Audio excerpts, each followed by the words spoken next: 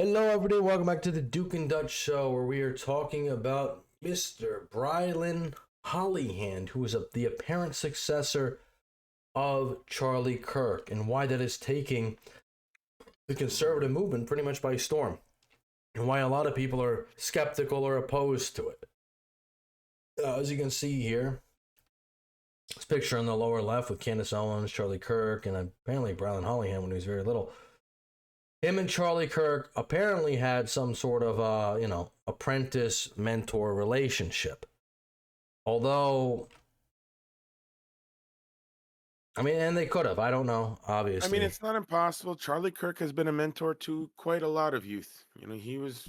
Yes, but a lot of people was in charge of a lot of different programs out there for the youth. Obviously, people are political. But people are saying, there are some odd discrepancies going on in the wake of Charlie Kirk being martyred, and this Brilyn Hollyhand kid who seemed a little too overjoyous to kind of come to the position. Now, everybody experiences grief, obviously, in different ways.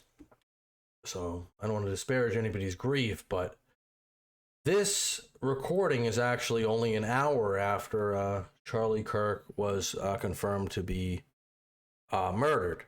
It's also an incredible story that you share with us really quickly. Fight the good fight just like he did.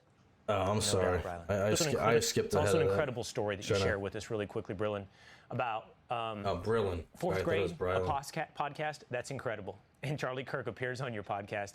Tell me about the role he played for you as a mentor.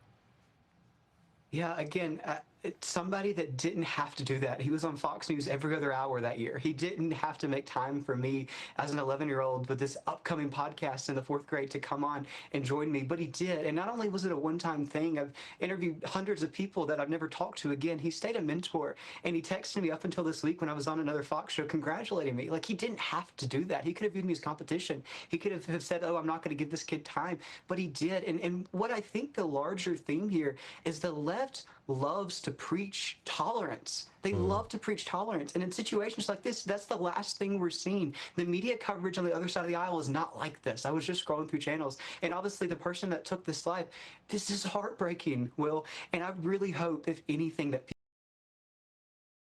this is heartbreaking, Will.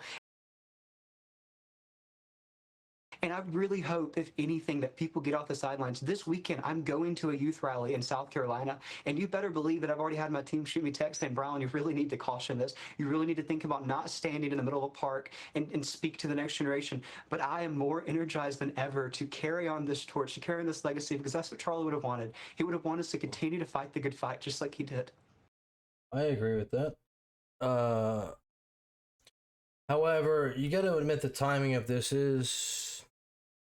I don't know. What do you think? Yeah, I agree with the statement. I think it was a poor choice in doing an interview an hour after it happened, for sure.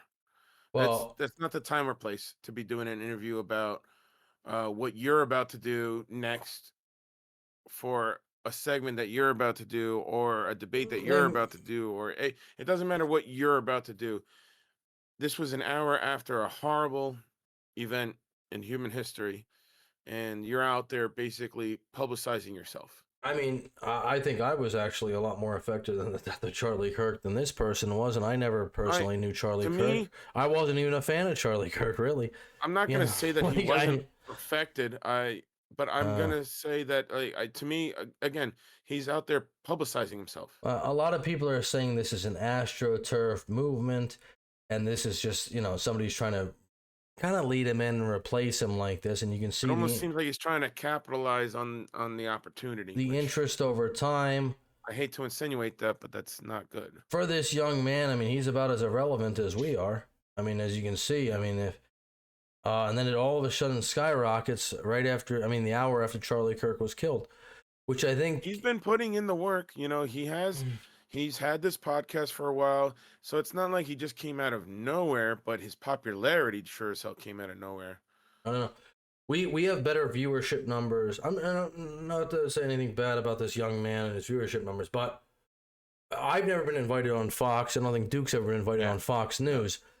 And it seems like, even though this young man is putting in the work and he obviously shows up in a suit and a tie and all that. For someone that has a mentor like Charlie Kirk, you'd think he'd be more prominent. Yeah, just for somebody to get, 187 views on a video and this is on a major cable network here. Yeah. This is Fox News. And you did an interview on Fox You News. you would think that it would get, I mean, this is 1.1, 690, 898. Very minimal exposure, yeah. It's minimal exposure. So that's why when a lot of people are saying this is astroturfed, and this is kind of just, they're inserting this person in who is now going to do this major tour and replace, this is the new Charlie Kirk replacement.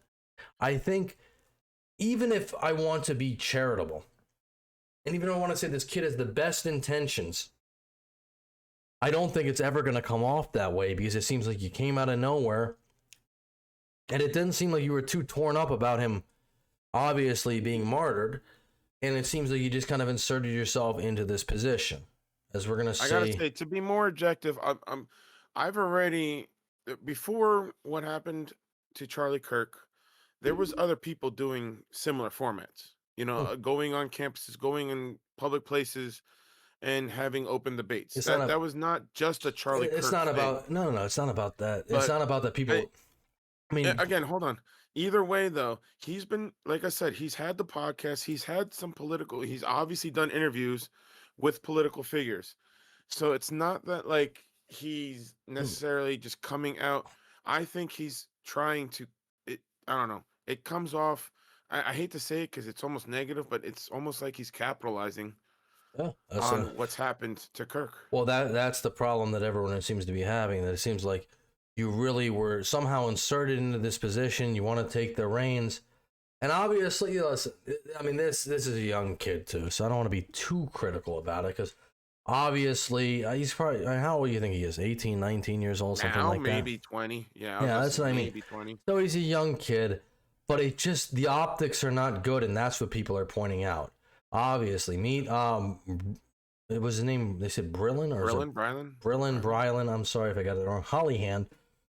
He's got a Rolex watch, $10,000, private jet that he's on, $10 million. You got a manicure, I guess, which I don't even know. I guess they could tell from the picture. I don't know. I guess so. And people are just saying it's just odd how you just inserted yourself into this. You weren't doing college tours before, and now you've inserted yourself into this position to take over Charlie Kirk very gleefully. It seems like. I mean, he did an interview with Fox that we just saw.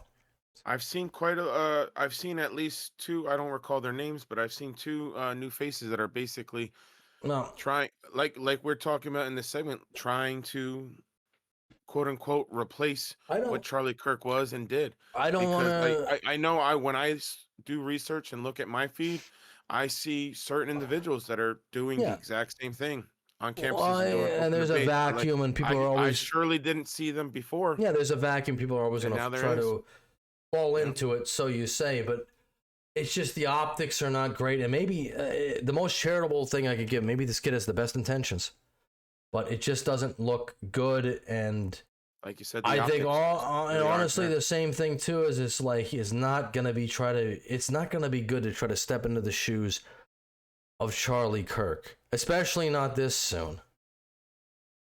What's up, America? Brilyn Hollyhand here, about 30,000 feet up. We are. And this is a bad look too. You're flying to someplace from a private jet that your father owns. It doesn't really make you seem like the everyman. It just doesn't. Yeah, it definitely doesn't make you relatable. I get you're trying to brand yourself, you're trying to put yourself out there, but people are comparing this kid to Harry Sisson, and it's like, I can understand it's just a comparison. You don't want to invite that comparison. On the way to Arkansas. So everybody in line at the University of Arkansas to kick off my 10-stop campus tour. We are coming to you right here, right now. Stay in line. We have gotten a third room because we have sold out this campus stop 3 times. But we are coming to you. We will fit you in. Students will get priority, but we will make it happen. I cannot be more excited. We are back. We are on the road. We're coming to you one conversation at a time. If you're not at the University of Arkansas, we're coming to a campus near you soon, so check out my tour dates. We'll see you super soon. And maybe it's the age, but he does seem like an AstroTurf Charlie Kirk, and I think you just were a little too quick to jump on all this stuff. And maybe the optics will always be bad because people are still mourning the loss of Charlie Kirk, and maybe people aren't ready for Turning Point to kick back up 2 weeks after he died. That's a possibility too. Maybe you should wait a month or two. maybe you should let the dust settle before somebody tries to take up the helm. That would be a reasonable thing. But for an ambitious young man, which I assume, obviously, this guy is an ambitious young man. He seems like an ambitious young man. I just don't think the optics aren't good. He might have the best intentions in the world. I'll give him that. I will be the most charitable person I possibly can say. He's got the best intentions, but it just doesn't come off very well. It goes without saying how questionable this situation is. Now that we got people basically saying that he has some ties, and I guess we'll find out little by little. More, I'm sure, will become evident. To be charitable as well. He is also very young, so yes, you can't fault a young man for ambition. It's just, from what I've seen in the news cycle, it just doesn't look great. What we're seeing going on right now across college campuses all over the country, specifically Yale and Columbia, they're getting shut down and overrun by these anti-Jew protesters, these pro-Gaza protesters, these terrorist sympathizers. That's what they are. Let's call it out for what it is. It's disgusting. It's vile. It's inhumane. Listen, the Democrat Party is being radio silent on this. Why? Because these are their own supporters. And in the case of Ilhan Omar, her actual daughter out there standing in the picket line and protesting this. It's disgusting. See, and this isn't a great look either. It's just not. And they should be calling it out. It's pretty easy to come on and say, hey, we're pro-Israel, we're pro-Jewish people, we're pro-America. It's that simple. But instead, the Democrats are supporting this anti-Israel message being Can you pause this for a second? By their support. Sure. I'm not a fan of that statement, because just because you're pro-America does not mean you're pro-Israel. And I'm not saying I'm not pro-Israel. I am very back and forth, because certain events, certain actions make me sway certain ways. But just because you're pro-American does not mean you have to align with being But pro-Israel. what everybody is saying about this kid, and this only more confirms it, and I'm not saying it's all him. Maybe people are cooking up stuff for him. It's he's not we're going back 20 years to the 2004 Bush administration type of Republicans, and that is what, or at least why I identify as a conservative, I identify as a Republican. That's what people have moved away from, because I'm not a neocon, Bush type of Republican who wants to invade, wants to do wars, wants to get involved with foreign nations. I think that's a lot about how the Republican movement is. If that was the case, Nikki Haley would have been elected, right? She would have won the primary, and she would have fought Kamala Harris. She would have gotten more support for sure. Well, of course, and that's what they don't want. They don't want the neocons. Nobody wants their kids to go to pointless wars. We've rejected we've done it too much already. We've gone to a point. We've done it, and we're done with it. We can reject Afghanistan. Yeah. Was a failure. Iraq was a failure. We don't want to get involved in this stuff. I mean, we can go all the way back to Vietnam. And obviously, it's like, I know Trump is very pro-Israel. He's good friends with Netanyahu. And that is one of the things I disagree with him on. I think if you don't recognize the Palestinian people and, be like, hey, listen, these people are essentially being genocided, I don't know what to tell you, man. It's like, because I don't agree with that. I don't want to, and you know what? And the only reason I have an opinion on it, obviously, other than the humanitarian thing, is that we got to be involved in it. We got to spend money on it. I don't want my tax dollars going to starve out a population or bomb a population. Let's worry about other parts of the world and not us. Like we've done that. Well, so I know, much but we got to stop that. But what this kid, obviously, Brilyn Hollyhand, is, this is supposed to be, if you're not pro-Israel, then you're not Republican. It's like, well, I don't think that's. I don't think that's true. And I that's don't. How you shy people away from yourself. Well, and you're not going to take over Charlie Kirk's legacy very well by doing that, because because Charlie Kirk was definitely not. Well, he was pretty pro-Israel, but Yeah, but he never sent that message where if you're not on that side, you're not a Republican. He never once went as far as he was pretty much everybody should be a Republican, but yeah, it's just it's not a good look, and especially when you're stepping into the public light for the first time. And you know what? There's going to be so many people are going to be critical of this kid, and I'm trying not to be that critical of him. I'm trying to give him all the benefits of the doubt, but it's just not good messaging. At least I don't think so, because not every Republican wants to, go to war for Israel. On board with this, yeah. Supporters out there in Columbia and Yale, and They're supporting this Death to America chant by letting. And also the problem is too his age. It really is. It's like you're 18, 19 years old and you're going to tell me the way the world works. Yeah, that's kind of a tough sell, you know. And you're flying on a $10 million. And you're flying on a $10 million jet that, you know, is paid for by your father. It's kind of a tough sell that you're going to tell me how the average person thinks. Yeah. This continue on. They've got to put a stop to this. On the other hand, Republicans are pro-Israel. We're pro-America, and we're pro. Yeah, see, I don't care about being pro-Israel. Not all Republicans, but I just care about being pro-America. Protecting Jewish citizens, not all. No, I think the common message is pro-America. It's America. Well, this is what make America great. Yeah. That's the typical. No, that's not what he said. It's not make Israel great again. He wasn't America first. He was Israel first. On the other hand, Republicans are pro-Israel. We're pro-America. So we're Israel first, we're America second. Yeah, that's bad messaging. Again, talk about optics. Talk about optics. We're protecting Jewish citizens not only in Israel but across the world, even here in America. That is. What about protecting America? First off, across the world, that is an inaccurate statement. What about we should not be protecting Israeli citizens across the world. We are in control of our country, America. What happens across the world is not our business. I'm going to let him finish, actually. For once, I'm not going to talk. Our stance, it couldn't be more clear, and their stance couldn't be more disgusting. He didn't say anything about protecting American citizens. Just Jewish citizens. All over the world. It's like... That's our agenda. I don't know. Like you said, the optics definitely are not in his favor when you're talking like that. Well, he's pro-Israel first, he's pro-America second, and he's just for protecting Jewish people. And it's like, well... Wait a minute. Yeah, it's like, we're going back to the neocons of 2004. Yeah.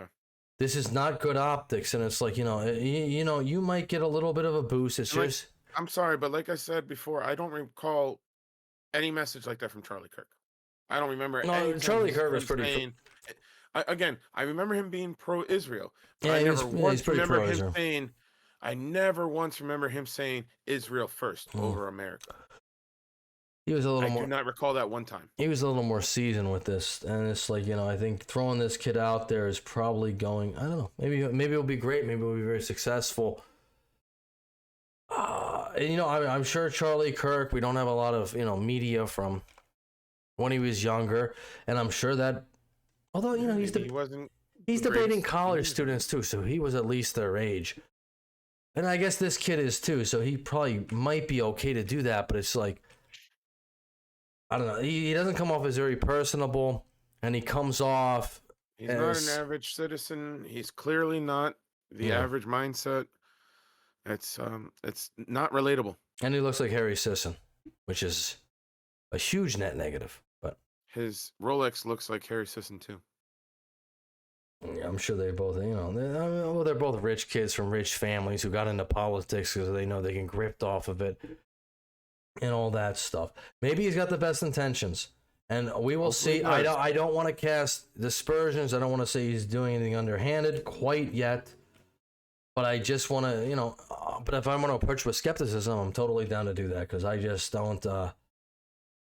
I think it's an unenviable position, and it's also just I think it's just terrible optics. I'd fire your team, man. You're not being personable enough. But we shall see if he's going to be the face of Turning Point, or we're going to see if Eric or Kirk will, or they're going to be replaced. And I guess either way it goes, everyone's going to pair you against Charlie Kirk, which is not going to go that great. No, but last I checked, I think Erica Kirk has said she's trying to help stabilize Turning Point right now because of what's happened, but she has no intentions of taking it over. She wants to distance herself eventually. Yeah, we'll see. But we'll see. And we'll see about this guy. Came out of nowhere. He's all of a sudden in the news, even though he was on Fox News. He got no traction from being on a major network. To me, it sounds like he knows the right people. No, he's AstroTurfs, but he's clearly got some connections. But anyway, I'm gonna hold my judgment. We'll see. Yeah. All right. Well, yeah. Leave like a video, share, subscribe, comment down below. What What do you think about Brilyn I think Hollyhand? it's Brilyn, if I'm not mistaken. They said Brilyn on the thing, but yeah, maybe. I don't know. All right, well, catch you in the next one. Anyway. Yep. Later.